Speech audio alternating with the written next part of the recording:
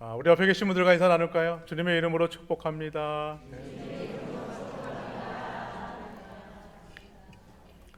오늘은 우리가 품어야 할 열심이라는 말씀으로 함께 말씀을 살펴보겠습니다. 헬라어의 이 열심의 뜻을 찾아봤어요. 그랬더니 하나님 안에 거하는 삶이다 라고 얘기를 합니다. 그러면 열심 있는 사람은 어떤 사람인가? 하나님의 영과 함께 동행하는 사람이다 라는 것이죠. 그래서 사도 바울은요, 이 열심을 어떻게 표현했느냐? 고린도후서 5장 13절에 보니까 이 열심을 미쳤다 이렇게 표현을 합니다. 우리가 만일 미쳤어도 하나님을 위한 것이요. 사도 바울이 미쳤다는 소리를 들을 만큼 하나님의 영이 충만한, 그래서 하나님과 동행하는 삶을 살았다라는 것을 말씀합니다. 이뿐만이 아니죠. 초대교회 성도들도 참 대단했습니다. 사도행전 2장에 보면 오순절날 예수님의 제자들이 함께 다락방에 모여서 기도하는 장면이 나오죠. 불의 혀같이 갈라지는 놀라운 역사들이 일어나게 됩니다. 오순절이었기 때문에 흩어진 디아스포라들이 이 예루살렘에 다 모여들었습니다.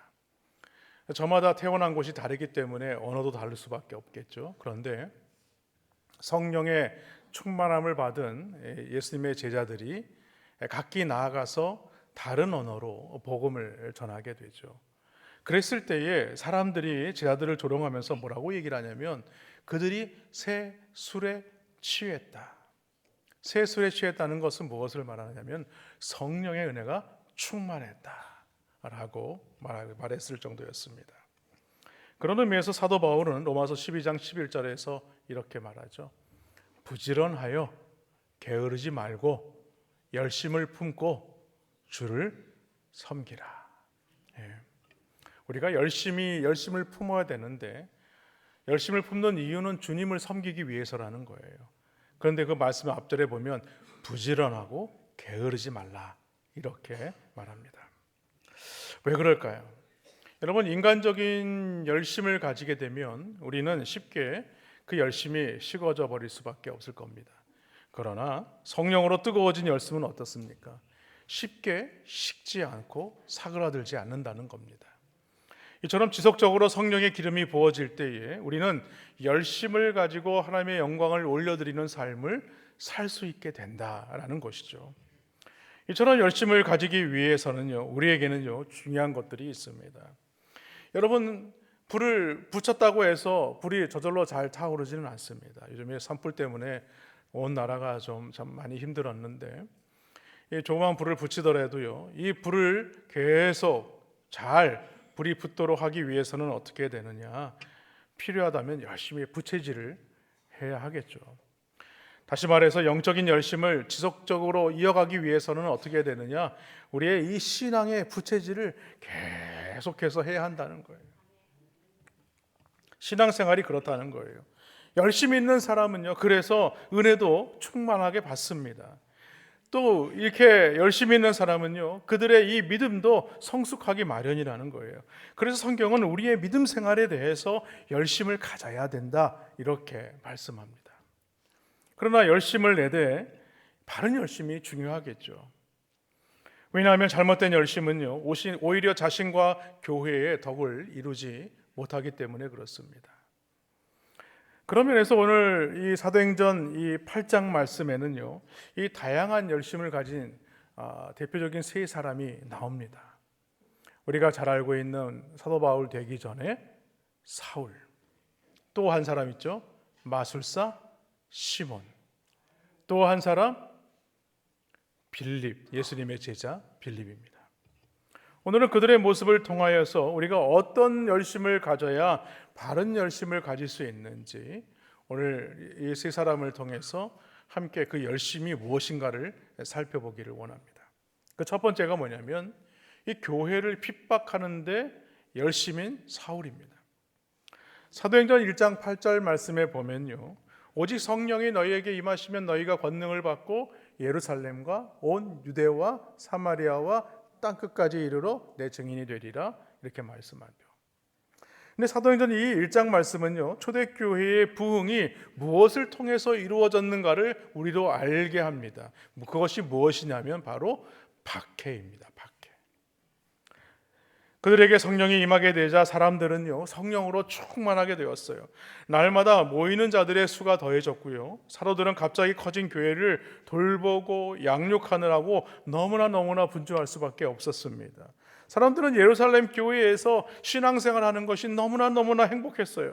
그래서 사마리아나 땅끝까지 복음을 전해야겠다, 이런 마음이 사실 그들 가운데 있지 않았습니다. 아마 그저 예루살렘 교회가 그대로였다면 이 일은 영원히 일어나지 않을 그런 사건들이라는 것이죠. 그런데 이 행복한 예루살렘 교회에 박해의 물결이 거세게 일어나게 되죠. 그 대표적인 사람이 바로 스데반 집사입니다. 스데반 집사가 돌에 맞아서 순교를 당하게 되죠. 큰 박해로 말미암아서 예루살렘 교회의 모든 성도들은요, 예루살렘을 떠나야 했습니다. 이는 무엇을 말하는가? 하나님의 때가 있다는 것을 우리에게 말씀합니다. 예루살렘 교회가 사마리아와 땅끝으로 흩어질 때가 있다는 것을 말씀하고 있는 것이죠. 무슨 말씀이냐면, 아직 훈련도 되지 않은 어린 성도들을 흩어 놓았다면 아마 흩어진 성도들로 하여금 이 복음의 불씨는요, 계속해서 전해지기 어려웠을 것이라는 말씀이죠. 다시 말해서 하나님은 하나님의 때에 하나님의 사람들을 준비시켜서 그들을 통하여 하나님의 복음이 증거되어지게 하셨다라는 말씀입니다. 그리고 박해를 피해서 흩어진 성도들은요, 흩어진 곳에서 또 교회를 세웁니다. 사람들이 가는 곳마다 성령의 불이 활활 타오르게 되었고, 많은 사람들이 이 복음을 듣고 생명을 얻는 구원의 역사들이 나타나기 시작했다는 거예요. 사랑하는 성도 여러분, 우리 시대는요, 박해의 시대가 아닙니다. 예수 믿는다고 해서 고난을 받는 시대가 아니에요. 하지만 이런 시대에 우리는 과연 어떤 그리스도인으로 살아가고 있느냐라는 겁니다. 복음은요, 모든 믿는 자들에게 구원을 주시는 하나님의 능력이 된다는 사실을 믿으시기를 바랍니다. 그렇기 때문에 이 복음은요, 어느 누구나, 어느 인종이나 어느 지역에 사는 사람이나 제한이 없습니다. 그러나 이것이 사실로 인정되기까지는요, 예루살렘 교회는 많은 시간이 필요했다는 거예요. 특히 초대교회 시절 중에 시절 성도들 중에는 여전히 어떤 마음을 가지고 있었느냐? 선민적 배타주의를 가지고 있었다는 거예요. 모든 사람들이 예수를 믿어야 된다는 것을 생각하지 않았다는 거예요. 그래서 그들은요, 복음은 우리들만의 것이라고 생각했어요. 우리 민족에게만 구원이 있다고 생각했어요. 하나님은 우리 민족만의 하나님이라고 생각을 했다는 거예요. 그렇기 때문에 이 생각의 벽을 뛰어넘는 일은요, 대단히 어려운 일이었습니다. 그런데 인종과 지역을 철폐하는 복음이 예루살렘과 온 유대와 사마리아와 땅끝까지 이르러 하나님의 이 복음이 무엇을 통해서 이루어지게 되었는가? 바로 예루살렘 교회의 박해를 통해서 이루어지게 되었다는 거예요. 그래서 예루살렘 교회에 집중되어 훈련받았던 사람들을 예수님께서, 하나님께서 때가 이름에 흩으셨다라는 것이죠.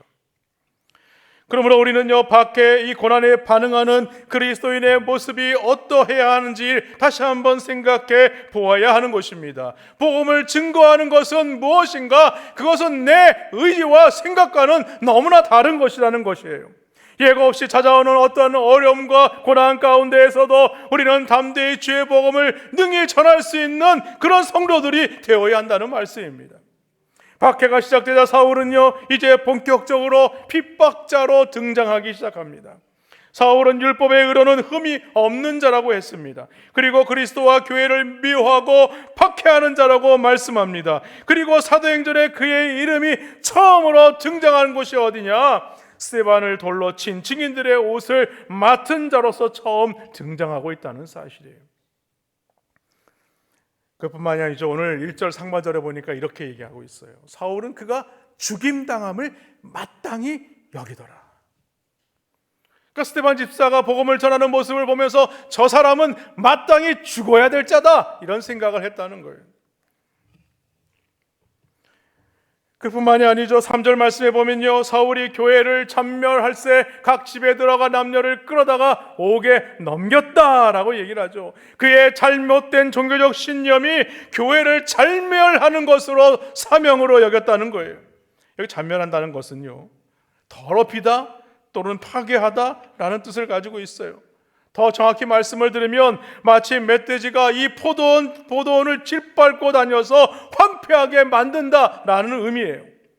다시 말해서 잘못된 종교관에 빠지게 되면 어떤 일이 일어나게 되는가? 날뛰는 멧돼지처럼 그 많은 학문과 지식을 가졌음에도 불구하고 온통 사람들의 인생을 망치면서 살아가는 그런 사람이 되고 만다는 거예요. 사울이 사도 바울 되기 전에 이렇게 잘못된 열심을 갖게 된 이유가 어디에 있느냐는 거예요. 사도행전 22장 3절 말씀에 보면요, 나는 유대인으로 길리기아 다소에서 났고 이 성에서 자라 가말리엘의 문화에서 우리 조상들의 율법에 엄한 교훈을 받았고 오늘 너희 모든 사람처럼 하나님께 대하여 열심히 있는 자라라고 이렇게 얘기를 하죠. 그런데 자세히 말씀을 보면요, 하나님께 대하여 열심히 있는 자라라고 얘기는 하지만 그가 강조하는 것이 있습니다. 그것이 무엇이냐면 조상들의 율법에 엄한 교훈을 받았고 라는 거예요. 다시 말해서 유대교 전통에 아주 열심히 있었다라는 겁니다. 또한 갈라디아서 1장 14절에 보면 그는 이렇게 고백을 해요. 내가 내 동족 중 여러 영갑자보다 유대교를 지나치게 믿어 내 조상의 전통에 대하여 더욱 열심히 있었다. 여러분, 하나님의 참 율법은 무엇입니까? 그리스도에 대하여서 증언하는 것입니다. 기독교를 환영해야 하는 것입니다만 사울의 지나친 이 유대교 사랑은요, 도리어 그의 눈을 멀게 했다라는 것을 말씀하는 것입니다. 그래서 사도행전 26장 9절에 보면요, 나도 나사렛 예수의 이름을 대적하여 많은 일을 행하여야 될 줄 스스로 생각했었다. 지금 이렇게 말하고 있는 겁니다. 우리는 여기서 사울의 인생이 자신의 계획대로 살아가지 않았음을 알 수 있다는 거예요. 사울은요, 핍박자이기를 원했고 교회를 잔멸하기로 자신이 작정했다라는 것을 우리에게 보여주고 있습니다. 그렇기 때문에 사울은요, 스데반 집사가 돌에 맞아 죽는 것을 당연하게 여겼다는 거예요. 그래서 어떻게든지 예수 믿는 사람을 잡아다가 옥에 가두어야지, 이런 마음을 가졌다는 겁니다. 그러나 여러분, 오늘날 그리스도를 박해하는 자 역시요, 이 사울처럼 여러 가지의 눈에 멀어 있다는 사실입니다. 그들이 어떤 사람들인가? 영혼의 갈급함을 채우기 위해서 스스로 웅덩이를 열심히 파본다는 거예요. 그러나 그의 갈급함을 전혀 채우지 못하고 터진 웅덩이가 되고 만다는 거예요. 그런데도 평생 거기에 눈이 멀어서요, 예수님을 저버리는 삶을 살아가게 된다는 거예요. 왜?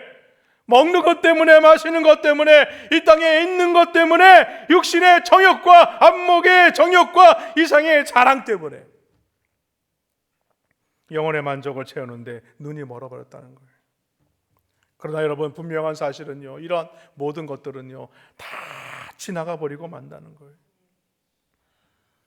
분명한 사실은 우리의 갈급함을 모자람 없이 넉넉히 채우시는 분이 계십니다. 바로 오직 예수 그리스도 한 분뿐이라는 사실을 믿으시기를 바랍니다. 그러므로 우리를 모자람 없이 넉넉히 채우시는 분, 그 예수님을 우리가 복음을 전하는 자가 되어야 하는 것입니다. 스데반 집사가 순교하고 큰 박해로 인해서 사로들 외에 모든 성도들이 흩어지게 되었을 때에 초대교회는요 다 무너져버린 것처럼 생각을 했어요. 그런데 놀라운 일이 일어나게 되었습니다. 많은 흩어진 성도들은요 오히려 자신들의 끼태로움을 숨기지 아니하고 오히려 담대히 주의 복음을 들고 외치는 자리에 섰다는 거예요. 왜? 우리 예수님은 넉넉히 채우시는 분이시기 때문에. 오늘 4절 말씀 보십시오. 그 흩어진 사람들이 두루다니며 복음의 말씀을 전할세라고 하고 있지 않습니까? 결국 어떤 일이 일어나게 됐습니까? 로마가 기독교를 박해했을 때 지상교회는 모두 사라지게 되었죠. 그러나 박해자들이 다 끝났다고 생각했을 때 시간이 300년이 흐른 후에 카타콤의 성도들은요 로마를 기독교 국가로 만들었다는 사실입니다. 그러므로 우리 삶의 환란이 다가올지라도, 당장은 낙심이 되고 힘든 상황이 된다고 할지라도 결국에는 합력하여 선을 이루시는 그 하나님의 놀라운 능력을 바라보시기를 주님의 이름으로 간절히 축원합니다. 둘째로요, 우리가 열심을 가진 사람이 나오죠. 그리스도를 이용하는 데 열심인 사람, 마술사 시몬입니다. 여기서 아멘 하면 안 됩니다. 여러분, 빌립이 전파한 그리스도를 믿고 세례를 받은 자 중에 이 시몬이라는 사람이 있습니다. 그는요, 오래전부터 이 사마리아 성에 살면서 마술을 시행하여 백성들로 하여금 말하자면 주목을 받는, 칭송을 받는 그런 사람이다라고 말씀하죠. 그런데 빌립이 사마리아에서 왔어요.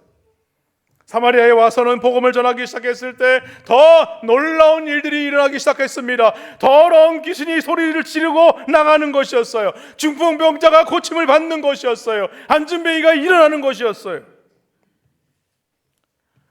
마술사 시몬은요, 큰 충격을 받을 수밖에 없었어요. 왜냐하면 자기가 행하는 마술은요, 사람들의 눈을 속이는 것에 불과한 것이었지만, 오늘 이 빌립이 행하는 표적은요, 진정으로 하나님의 능력으로 행하는 표적이었기 때문에 그렇습니다.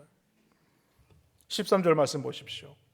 시몬도 믿고 세례를 받은 후에 전심으로 빌립을 따라다니며 그 나타나는 표적과 큰 능력을 보고 놀라니라 라고 얘기합니다. 이 말씀 잠깐만 열어주시기 바랍니다. 여러분 생각해 보십시오. 마술사 시몬이요, 빌립이 행하는 표적을 보면서 믿었다라고 얘기를 합니다. 세례를 받았다라고 얘기를 해요. 전심으로 빌립을 따라다녔다라고 얘기를 합니다. 여러분, 오늘날 많은 그리스도인들이 이와 같지 않습니까? 하나님께서 행하시는 놀라운 능력을 믿음으로 받고 세례를 받고 전심으로 그리스도의 제자가 되었지만, 그러나 우리가 진정으로 하나님을 따르는 제자의 삶을 살고 있느냐는 거예요. 오늘 재미있는 사실, 그 하반절에 보면요, 그 표적과 능력을 보고 놀라니라 라고 했어요.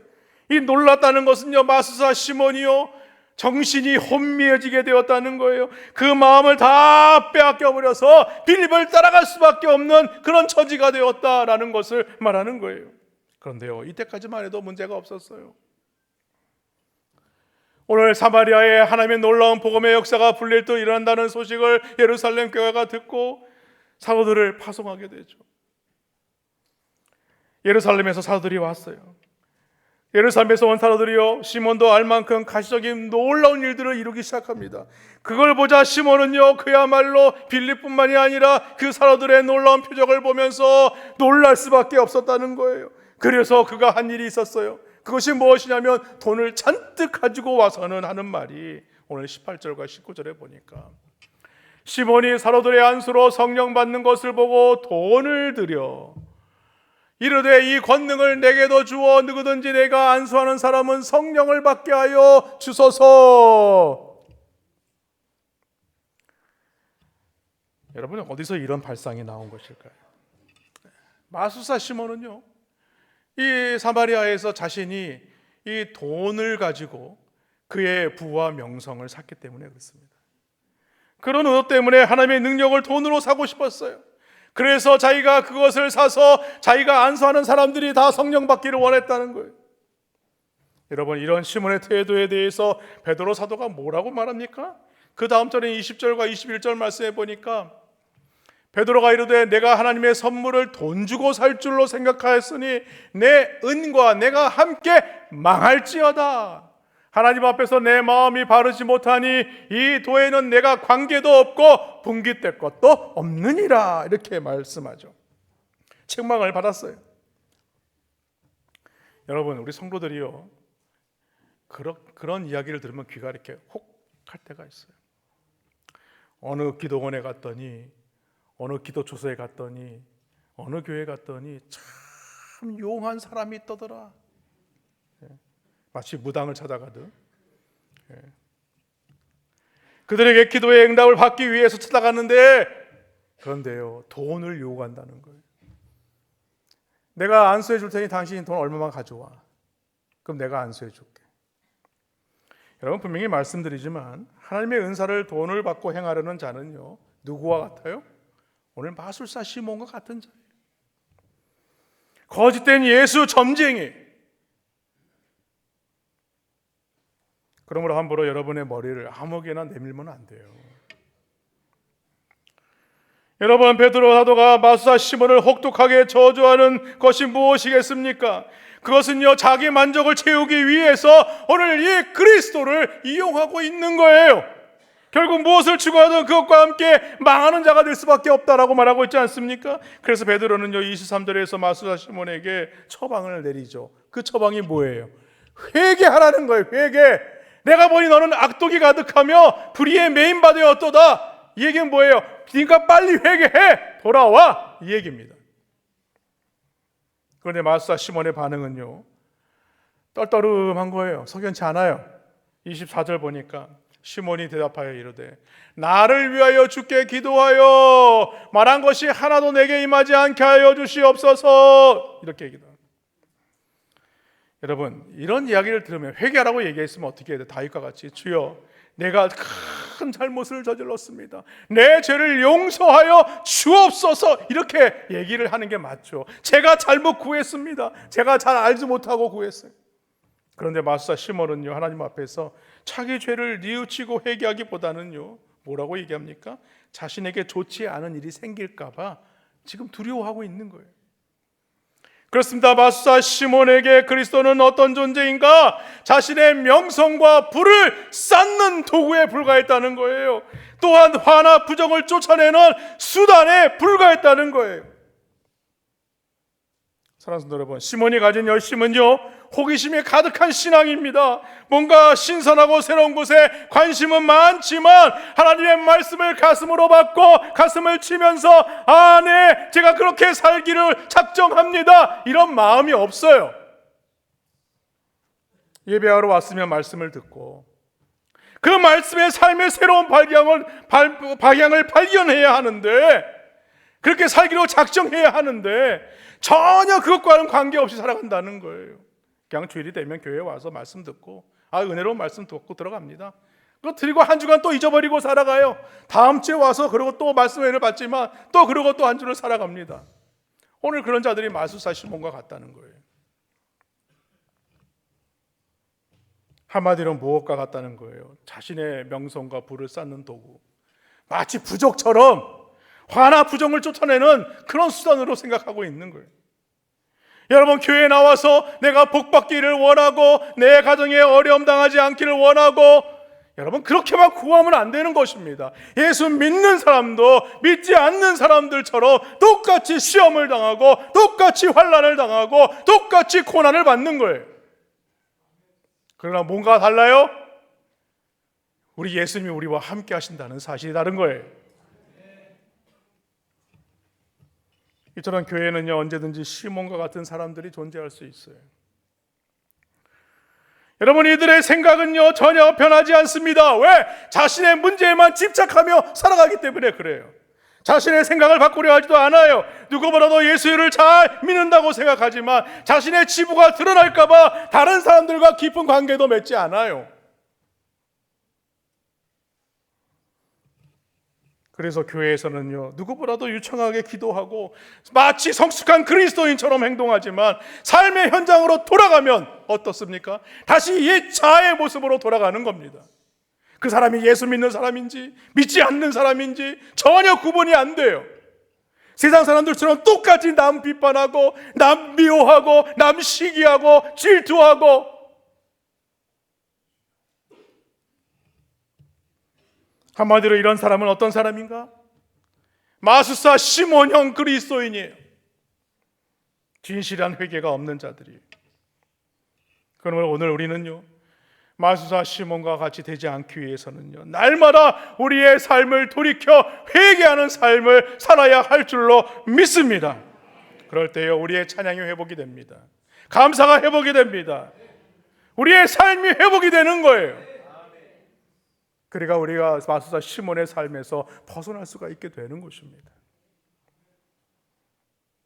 근본의 세명 축제에 전도해야 되는데 누군가는 하겠지, 내가 지금까지 안 했는데 누군가는 하겠지, 이런 생각을 갖지 마십시오. 내가 하지 않으면 안 돼. 아직도 내 주위에 보면 내 가족 중에 믿지 않는 성도들이 있어요. 교회에 안 나오고 잃어버린 영혼들이 있어요. 마음에는 항상 영적인 부담이 있어요. 내가 전해야 되는데 이번에도 전하지 않아도 되겠지, 언젠간 돌아오겠지. 그런데 여러분, 그 영혼 하나님께서 오늘 저녁에 불러가시면 어떻게 되겠습니까? 영원히 지옥불로 들어가는 거예요.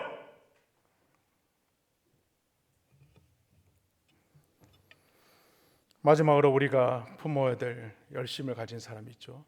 바로 오직 그리스도를 전파하기에 열심인 빌립입니다. 교회는 기본적으로 두 가지 구조가 있어요. 하나는요, 모이는 것이고요, 하나는 건 흩어지는 겁니다. 이 말씀을 예수님께서 하셨어요. 마태복음 28장 19절로 20절 말씀에 보면, 그러므로 너희는 가서 모든 민족을 제자로 삼아 아버지와 아들과 성령의 이름으로 세례를 베풀고 내가 너희에게 분부한 모든 것을 가르쳐 지키게 하라. 볼지어다 내가 세상 끝날까지 너희와 항상 함께 있으리라. 교회는 두 가지예요. 예수님이 오라고 하셨고 하나는 가라고 하셨다는 거예요. 그리고 예수님께서 제 아들을 떠나시면서 마지막 당부하신 말씀이 앞에서도 말씀을 드렸지만 사도행전 1장 8절 말씀이죠. 오직 성령이 너희에게 임하시면 너희가 권능을 받고 예루살렘과 온 유대와 사마리아와 땅끝까지 이르러 내 증인이 되리라. 이거는 예수님의 당부예요. 명령이에요. 유언이에요. 그래서 교회는요, 성령을 받는 것 중요하고요, 교회는요, 성령을 받는 것뿐만이 아니라 복음을 전하는 교회가 되어야 한다라는 말씀입니다. 그러나 예루살렘 교회는요, 성 밖으로 나가려는 의지가 부족했어요. 늘 예배 중심에 모이는 교회였어요. 우리끼리 우리끼리 행복해, 우리끼리 좋아, 우리끼리 모여서 이렇게 예배하고 하니까 너무 좋아, 우리끼리 같이 음식 나누고 우리끼리 같이 교제하니까 너무 좋아. 그러나 예루살렘 교회만 머뭇거리던 교회가 오늘 스데반 집사의 순교로 말미암아 교회 박해가 일어나게 되자 흩어지게 되었어요. 자신들의 자의로 흩어진 게 아닙니다. 결국에는 그 결과 안디옥 교회가 세워지게 된 것이죠. 특히 빌립은요, 그와 함께 세워진 이 스데반이 돌에 맞아 죽는 것을 보았을 거예요. 어쩌면 그가 사도행전 8장 2절에 나오는 이 경건한 사람들 중에 하나일 수 있다는 거예요. 스데반 집사를 장사하고 위하여 크게 울었던 자였다는 거예요. 하지만 빌립을 비롯한 흩어진 성도들의 반응은 어떻습니까? 그들의 처한 환경을요, 그들은 뛰어넘는 것이었어요. 그들은 흩어져 숨기보다 흩어진 곳에서 예수 그리스도의 복음을 담대히 선포했습니다. 자신의 목숨을 위해 그리스도를 감추기보다는요, 그리스도를 나타내는 데 목숨을 걸었다는 거예요. 이것은 단순히 그들의 강력한 의지의 결과가 아니라는 거예요. 로마서 8장 37절 말씀에 보면, 그러나 이 모든 일에 우리를 사랑하시는 이로 말미암아 우리가 넉넉히 이기느니라, 이렇게 말씀합니다. 교회는요, 모든 시험을 힘겹게 이기는 것이 아니라 어떻게 이긴다? 넉넉히 이긴다. 누구 때문에요? 우리 예수님 때문에. 복음 전하는 것 때문에 너무 부담 갖지 마세요. 담대히 전하세요. 그리고 하나님은요, 빌립을 통하여 표적을 일으키시죠. 오늘 말씀 보니까 더러운 귀신들이 또 나가고 중풍병자가 고침받고 안진뱅이가 일어나는 놀라운 역사. 그뿐만이 아닙니다. 8절에 보니까 오늘 그리스도를 전파했을 때에 그 성에 큰 기쁨이 있다, 이렇게 말씀하고 있어요. 또한 그는요, 주님의 뜻에 온전히 순종하는 자였다고 말씀합니다. 빌립을 통해 사마리아에서 복음의 큰 열매를 거두신 하나님은요, 갑자기 사자를 보내서 빌립으로 하여금요, 광야로 내려가라, 이렇게 말씀하세요. 여러분, 전도하려면 어떻게 해야 돼요? 사람 많은 데 가야 되잖아요. 그런데 광야는 어떤 곳입니까? 사람을 만나기 힘든 곳이에요. 그런데 갑자기 하나님께서 사자를 통해서 광야로 내려가라, 이렇게 말씀하신 거예요. 아마 빌립은 많은 생각을 가지고 있었을 거예요. 주님, 내가 이 사마리아에서 더 많은 일을 해야 되지 않겠습니까? 그런데 그런 말 한마디 없어요. 그냥 하나님의 명령에 순종해서 광야로 내려갑니다. 광야로 가보니까 그곳에 누구와 있었어요? 바로 에티오피아에 돌아가는 이 간닥의 넷이었습니다. 간닥의 넷이는요, 수레에 앉아가지고 이사야서 53장을 열심히 읽고 있었어요. 그런데 그게 무슨 말인지 전혀 알 수가 없는 거예요. 그때 성령님께서 빌립에게 수레 가까이로 나아가라, 이렇게 말씀하시죠. 그래서 수레 가까이 나아갔더니 이사야서 53장을 읽고 있는 이 넷이가 그 말씀을 열심히 읽는 모습을 들었어요. 그래서 물었어요. 읽는 것을 깨닫습니까? 이렇게 물어봤어요. 당연히 뭐라고 얘기했겠어요? 지도해 주는 사람이 없는데 내가 어떻게 알 수 있겠습니까? 보아하니 당신이 올라오셔서 나에게 이 말씀을 좀 가르쳐 주십시오. 그리고 간다게 내시가 빌립에게 묻습니다. 여기서 이사야서 53장에서 말하는 그가 누구입니까? 라고 물었을 때에 빌립은요 담대하게 바로 예수 그리스도이십니다. 그렇습니다. 여러분, 우리는요 성령의 인도하심을 따라 믿음으로 나아가면요 오히려 그들로 하여금 우리가 전하는 이 복음을 들을 수밖에 없게 한다는 거예요. 간다게 내시는 길 가다가 물 있는 곳에 이르러서 세례받기를 청하게 되죠. 그가 예수 그리스도를 구주로 영접한 그리스도인이 되었습니다. 성경은 그때 빌립과 간다게 내시에게 일어난 일을 이렇게 전하고 있어요. 사도행전 8장 39절과 40절 말씀에 보니까 둘이 물에서 올라올 새 주의 영이 빌립을 이끌어간지라 내시는 기쁘게 길을 가므로 그를 다시 보지 못하니라. 빌립은 아소도에 나타나 여러 성을 지나다니며 복음을 전하고 가이사라에 이르니라. 여러분, 이 말씀이 무엇이겠습니까? 우리가 주목해야 이 말씀은 빌립의 행적에 있어요. 빌립은 스스로 이것저것을 다닌 사람이 아니라는 거예요. 무슨 말이냐면 그는 성령의 이끌림을 받고 다니는 증인이 되었다는 거예요. 빌립이 성령에 붙들려 살았다는 것을 오늘 우리에게 말씀하고 있는 것입니다. 그렇습니다. 초대교회 때 놀라운 성령의 역사가 나타날 수 있었던 것은요 전적으로 하나님의 말씀에 순종하는 삶을 살았다는 것입니다. 찬송가 323장 부름받아 나서니 몸, 우리 너무 잘 아는 찬양 아닙니까? 거기 가사 보면 이런 가사가 있어요. 부름받아 나서니 몸 어디든지 가오리다. 이름 없이 빛도 없이 감사하며 섬기리다. 말씀을 정리하겠습니다. 에디오피아 내시가 이사야서 53장을 읽고 있는 것은요 우연이 아니죠. 그리고 하나님께서 사자를 보내서 빌립으로 하여금 광야로 내려보는 것도 우연이 아닙니다. 다 이 전도, 복음 전파, 이거는요 하나님의 계획 가운데 있습니다. 광야로 내려가셔서 하나님은요 간다게 내시를 만나게 하셨어요. 그로 하여금 궁금해하는 그 하나님의 말씀을 풀어서 알려주었어요. 그리고 그가 예수 믿고 구원받는 그리스도인이 되었다는 사실입니다. 여러분, 그러므로 우리는요 성령에 민감한 자가 되어야 돼요. 복음을 전하여 줄 사람들을 기다리는 영혼들이 우리 주위에 너무나 많이 있지 않습니까? 그러므로 우리는요 성령이 우리를 인도하는 대로 이끌림을 받아야 하는 것입니다.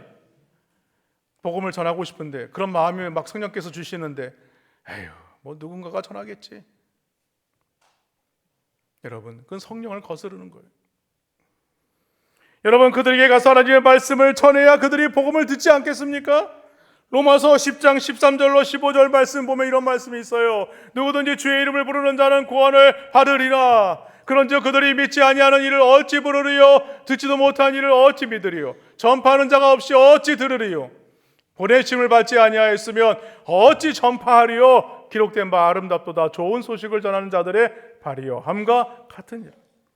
여러분, 구원은요 예수 그리스도를 마음으로 믿어 의에 이른다는 사실을 믿으시기를 바랍니다. 믿음으로 시인하여 구원에 이른다는 사실을 믿으시기를 바랍니다. 문제의 핵심은 무엇입니까? 믿음은 무엇에서 나요? 들음에서 나는 거예요. 들음에서 나는 거예요. 아니 복음을 전하지 않는데 생판 모르는 사람이 어떻게 예수를 믿겠느냐는 거예요. 그러면서 우리가 믿지 않는 사람을 부를 길이 없는 거죠. 듣지 못한 일을 어찌 믿느냐는 거예요. 여러분, 믿음은 들음에서 나기 때문에 그렇습니다. 그런데 더 나아가서요 보냄을 받지 아니하였으면 어찌 전파하겠느냐라고 얘기를 합니다. 여러분, 전파하는 것도 보내심을 받아야 하는 것입니다. 우리가 증인으로 나가는 것도요 성령께서 우리를 파송하시는 거예요.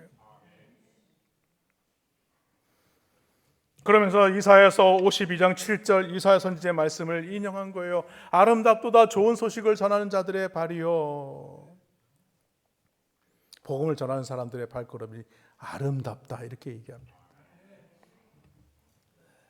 아름다운 소식을 전하는 인생이 여러분 아름다운 인생이 된다는 사실을 믿으시기를 바랍니다.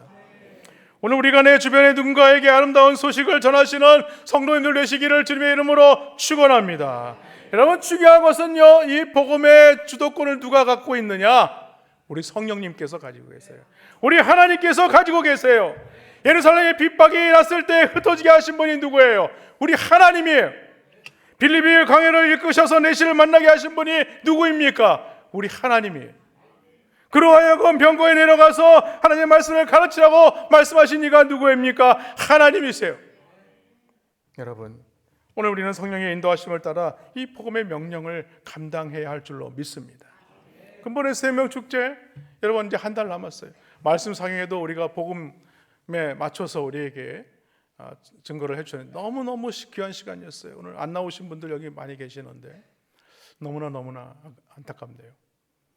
오늘 돌아가시면 유튜브로 다시 한번 예습과 복습을 하시기 바랍니다. 우리 나오신 분들도 마찬가지예요. 네. 야, 귀한 참 좋은 말씀. 그런데 여러분 생각나세요? 안 나죠? 그러니까 한 번 더 예습을 해야 돼. 가서 복습을 해야 되는 겁니다. 바라기는 오늘 주님께서 우리에게 명령하신 이 복음 전파, 이것이 바로 오늘 우리에게 말하고 있는 바른 열심입니다. 그 열심을 가지시는 성도님들 되시기를 주님의 이름으로 간절히 축원합니다.